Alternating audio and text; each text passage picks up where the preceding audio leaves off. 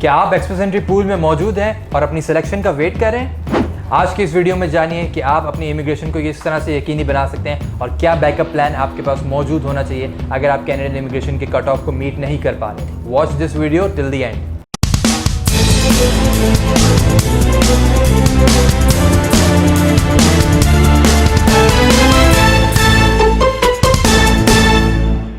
अस्सलाम वालेकुम everyone, this is Abubakar Adil from Superior consulting.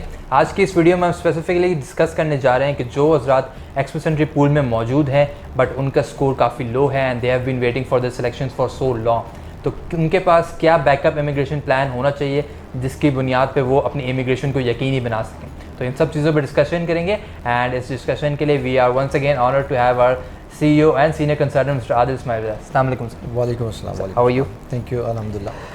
जैसे कि सर आपने इंट्रो में जाना कि हमारा जो टॉपिक है इट्स बेसिकली फोकसिंग अपॉन जो हमारे मोस्टली क्लाइंट्स भी हमें देख रहे होंगे एंड एक्सप्रेस एंट्री पूल में मौजूद हैं बट सिलेक्शन का वेट कर रहे हैं, कट ऑफ जो है वो ऊपर से ऊपर ज़्यादा जा रहा है, तो उनके लिए क्या अपॉर्चुनिटीज़ हैं, क्या उनके पास बैकअप प्लान होना चाहिए कि अगर उनका कनाडा नहीं हो पा रहा इस तरह से वो इमिग्रेशन यकीनी कर सकते हैं? जी बिल्कुल, काफ़ी लोग ये सवाल करते हैं कि हमारे पास क्या बैकअप प्लान होना चाहिए जब हम पूल में जाते हैं, हमें एक बहुत तवील अरसे के लिए वेटिंग करना होती है।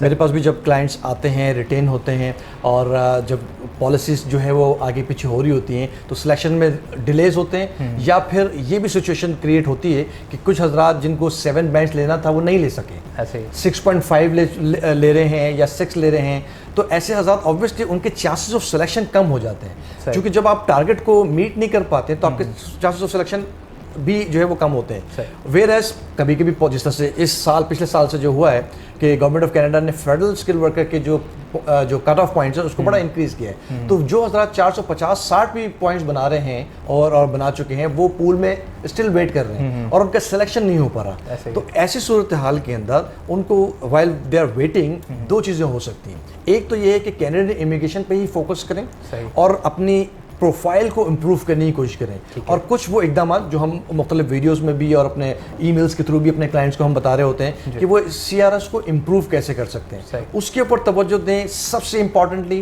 कि वो अपने आइल्स के ऊपर तवज्जो दें। वो हजरात जो कि हाईएस्ट बैंड CLB 9 या 10 नहीं ले पाते हैं उनको कोशिश करना चाहिए कि वो CLBs के ऊपर वर्कआउट करें और कोशिश करें कि CLB 9 और 10 तक वो ले। एक तो ये।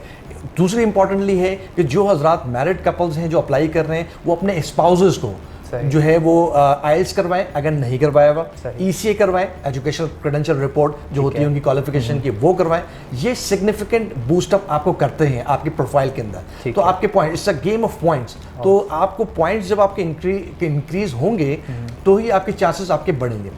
इसी तरीके से हम लोगों को बताते हैं मुश्किल काम है, ऑब्वियसली जब आप कड़वी गोली खाएंगे तभी आपको कोशिश आपकी जो है ना वो सेहतियाबी के लिए जो है वो कुछ हो सकेगा। वेयरएज जब आप को ये कहा जाता है कि फ्रेंच करें तो लोग घबराते हैं उसको।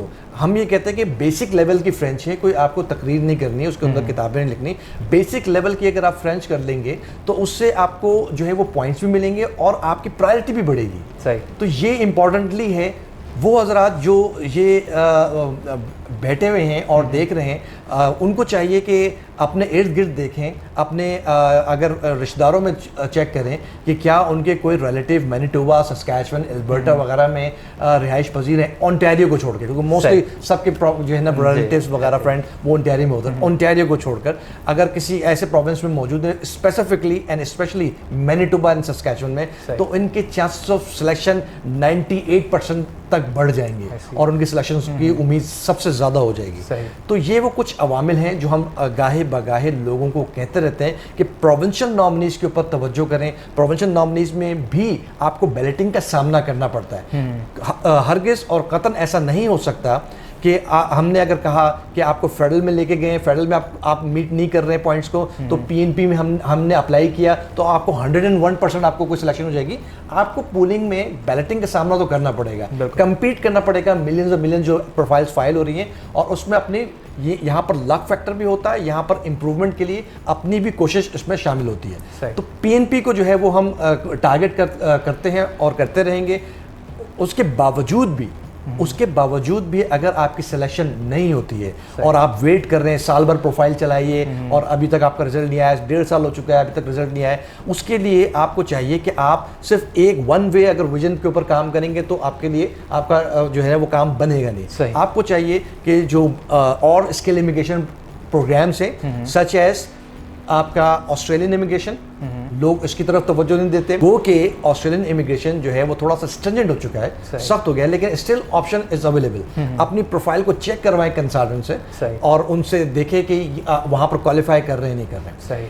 न्यूजीलैंड एक बहुत ही बेहतरीन ऑप्शन है उन लोगों के लिए खास तौर पर कि जो 6.5 बैंड्स ओवरऑल लेकर बैठे हुए हैं और उससे ज़्यादा वो नहीं ले पाते और उनकी डिग्रीज मास्टर्स हैं और वो 38 39 के बिलो मौजूद हैं या 39 तक भी अगर हैं, तो वो हजरात और उनकी स्पाउसेस भी खास तौर पर मैं प्रोफेशनल कपल्स जो प्रोफेशनल कपल्स हैं उनके लिए न्यूजीलैंड बहुत जो है हाई इन डिमांड हो सकता है और वो रिलेटिवली जो है वो इजीली जो है वो क्वालिफाई कर सकते हैं कनाडा के। जो हजरात जैसे मैंने कहा कि पीएनपी में वेट कर रहे हैं, 6.5 उनके पास ओवरऑल है, वो आईटी और इंजीनियरिंग कैटेगरी से जो है बिलोंग करते हैं खास तौर के ऊपर और उनके लिए जो है वो मिनिमम भी एक्सपीरियंस वो 8 से 10 साल का उनके पास है।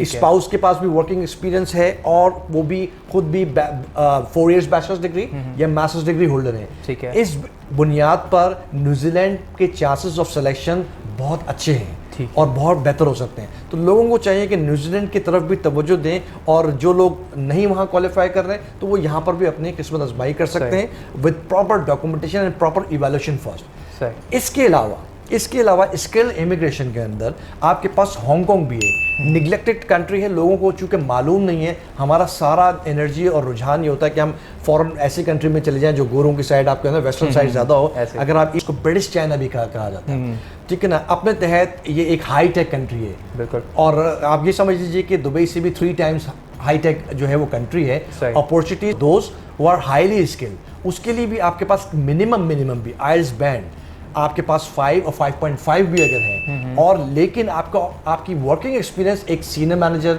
टेक्निकल हाई टेक्निकल लेवल के ऊपर आपके पास मौजूद है, आप इस कैटेगरी के अंदर अप्लाई कर सकते हैं। नॉट ओनली दिस, क्योंकि इसमें सिर्फ 80 पॉइंट्स की रिक्वायरमेंट है, हर बंदा इजीली मीट कर सकता है। बट चूंकि कोई भी आप इमिग्रेशन लें वो बैलेटिंग सिस्टम के ऊपर ही रहेगी, ठीक है, लेकिन हमें अपने चांसेस को अवेल करना चाहिए।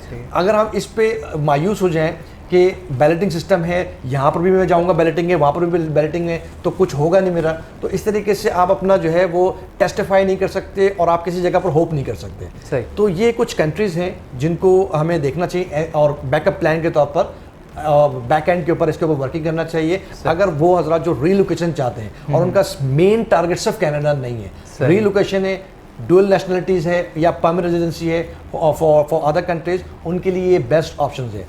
तो सर जैसे कि आपने हमें बताया कि बैकअप में आप हांगकांग को एंड स्पेशली न्यूजीलैंड को कंसिडर कर सकते हैं कंपैरेटिवली कनाडा के, तो इनका जो प्रोसेसिंग टाइम है वो कितना है?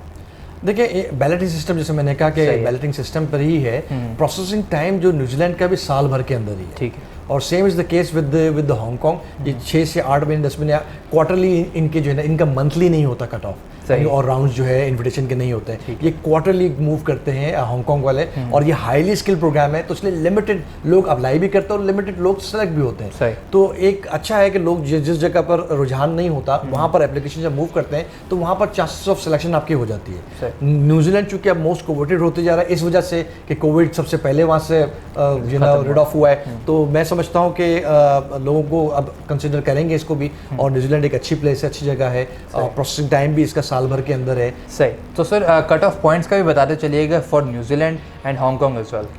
न्यूजीलैंड के जो कट ऑफ पॉइंट है बेसिकली एलिजिबिलिटी पॉइंट्स तो 100 है। सही है। 100 पॉइंट्स के ऊपर जो है वो आप क्वालिफाई करते हैं फॉर न्यूजीलैंड, बट सिर्फ क्वालिफाई करना या एलिजिबल होना मकसद तो नहीं है, आप पूल में जाएंगे फिर बैठे रहेंगे। तो उसका जो कट ऑफ पॉइंट है इस वक्त वो 160 है। सही। और ये 2016 में 140 से जंप करके 160 पे आ गया। कुछ उन्होंने अपने ग्रेडिंग में चेंजेस किए जिसकी बुनियाद पर आइडियली जो जैसा मैंने कहा कि आइडियली जो है वो 39 ब्लो एयर का जो है प्रोफेशनल हो, खास तौर पर इंजीनियरिंग कैटेगरी और आईटी जो कैटेगरीज हैं ये क्वालिफाई करते हैं, इजीली 160 पॉइंट्स तक रीच कर सकते हैं। जो हजरात जिनके पास कम से कम मास्टर्स या 4 इयर्स बैचलर्स डिग्री हो, स्पाउस भी जो है वो रेलिवेंट फील्ड या बैचलर्स और मास्टर्स डिग्री होल्ड कर रहे हो, 6.5 जो है ओवरऑल आइल्स में स्कोर ले सकते हो, तो ही आप जाकर 160 पॉइंट तक पहुंचने में कामयाब हो सकेंगे। लेकिन उसके बावजूद भी आप जो हज़रात भी इंटरेस्टेड होते हैं वो अपने रेज्यूमे जो है वो अपने रेलिवेंट कंसल्टेंट्स को भेज सकते हैं और उनसे जो है ना वो इवैल्यूएशन करवा कर अपनी एलिजिबिलिटी चेक करवा सकते हैं। अपार्ट फ्रॉम दैट, कुछ हज़रात ख़ासतौर पर चूँकि हम स्किल इमिग्रेशन के हवाले से बात कर रहे हैं, स्किल प्रोफेशनल्स के ऑप्शंस के ऊपर बात कर रहे हैं, बिजनेस वालों से नहीं बात कर रहे हैं, लेकिन उसके बावजूद भी कुछ प्रोग्राम ऐसे हैं जिनको स्किल प्रोफेशनल्स जो है वो प्रॉपरली नहीं जो है वो उसके ऊपर वर्कआउट कर रहा होता, ना कंसिडर कर रहा होता, सच एज यूके के पास सोल रिप्रेजेंटेटिव प्रोग्राम है। सोल रिप्रेजेंटेटिव प्रोग्राम के लिए प्रायर बिजनेसमैन होना ज़रूरी नहीं है। सही, आपके पास सिर्फ ये अरेंजमेंट होना चाहिए, आपकी अपनी कोई कंपनी है या कोई रिश्तेदार की है या आपकी कंपनी जो खुद ही जेन्युइनली वो ये एग्री करती है कि हम आपको आप as a sole representative UK में ब्रांच खोलने के लिए, लाइजेंड ऑफिस खोलने के लिए, कोई वर्क एक्टिविटी करने के लिए हम भेजना चाहते हैं, तो आप इस तरीके इस मोड को भी जो है वो अख्तियार कर सकते हैं और इस रूट के तहत भी जो है वो रेजिडेंसी हासिल कर सकते हैं यूके की। लेटर ऑन वो आपको सिटीजनशिप में तब्दील हो सकती है। तो ये भी लोग जो है वो कंसिडर नहीं कर पा रहे होते हैं या उनके पास नॉलेज नहीं होती या उनके पास ये जो है वो इस प्रोग्राम की कोई भी इंफॉर्मेशन अवेलेबल नहीं होती। Apart from that, in addition to that, अगर हम ये देखें कि बिजनेस इमिग्रेशन फॉर कनाडा, वो हजरात ऐसे प्रोफेशनल्स मौजूद हैं हमारे पास। ये स्पेसिफिकली होगा, चंद लोगों के लिए हो सकता है, लेकिन चूंकि हम डिस्कस करेंगे बैकअप प्लान्स, जिसको भी जो चीज़ सूट कर जाए, जो कैपिटलाइज कर सके। बिजनेस इमिग्रेशन फॉर कनाडा नाम से ये लगेगा कि ये सिर्फ बिजनेसमैन के लिए, बट ऐसा नहीं है। सही, बिजनेस इमिग्रेशन ऑब्वियसली बिजनेसमैन के लिए भी है, लेकिन for those who are on a senior position, senior management पे हैं और उनका अच्छा एक्सपीरियंस है और उनके पास अपना नेटवर्क भी मौजूद है, खास तौर पे उन लोगों के लिए जो कि थोड़ा सा रिच हैं और उनका नेटवर्क अच्छा है, $5 लाख 6 लाख डॉलर के करीब उनका नेटवर्क जो है वो रीच करता है, तो ऐसे हजरात जो है वो business immigration for Canada apply कर सकते हैं। तो उनके लिए ये भी अपॉर्चुनिटी है, सिर्फ और सिर्फ और खालिसतन सिर्फ इन्वेस्टर्स या बिजनेस जिनके पास प्रायर एक्सपीरियंस है उनके लिए नहीं है। तो ये हमारे पास ये इतने सारे ऑप्शंस मौजूद हो सकते हैं और होते हैं जिनको हम टेस्टिफाई कर सकते हैं, अप्लाई कर सकते हैं। तो ये हमारे क्लाइंट्स के लिए भी मशवरा है और जो ये वीडियो देखेंगे भी तो उनके लिए भी है कि while they are waiting in pool